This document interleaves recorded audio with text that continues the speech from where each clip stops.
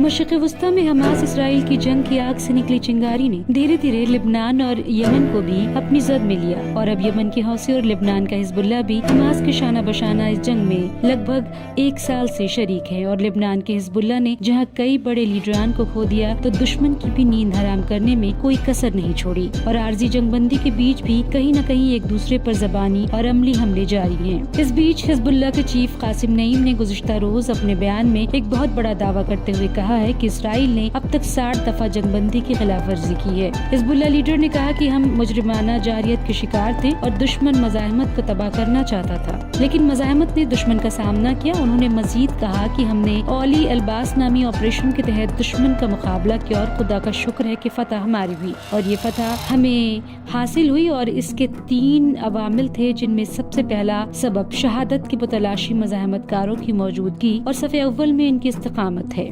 दूसरा शुहदा का पाकीज़ा खून और खुसूसन अजीम शहीद हसन नसरल्लाह का खून, जिससे हमें जंग जारी रखने की ताकत मिली। हमने जंग जीती क्योंकि सहयूनी हुकूमत को अपने अहदाफ हासिल नहीं करने दिया और जंगबंदी का ये मुआहदा कबल की तरह किए गए मुआहदे की तरह ही, इसमें कोई तरमीम नहीं की गई है। लेकिन इस मुआहदे के बावजूद हमने मुशाहिदा किया कि इसराइल ने अब तक 60 बार जंगबंदी की खिलाफ वर्जी की है। लेकिन हिजबुल्लाह मजबूत और ताकतवर है क्योंकि ये फिलिस्तीनी और लेबनानी अवाम के हक में खड़ा है और हम अपनी सरजमीन को जरूर आजाद कराएंगे। अब देखना यह है कि इस बयान के बाद खिते में कशीदगी में कितना इजाफा होता है। हालांकि हिजबुल्लाह की ताकत से इसराइल भी वाकिफ है और कई दफा इसराइली कमांडर भी ये बात तस्लीम कर चुके हैं कि हिजबुल्लाह या हमास से जीत हासिल करना इसराइल के लिए दिन ब दिन मुश्किल होता जा रहा है। अब देखना यह है कि इस बयान के बाद इसराइल क्या हिकमत अमली अपनाता है और हिजबुल्लाह और हमास के हौसले पस्त करने की कैसी कोशिश करता है। ये तो आने वाला वक्त बताएगा कि आर्जी जंगबंदी के बाद क्या सूरत हाल रहती है।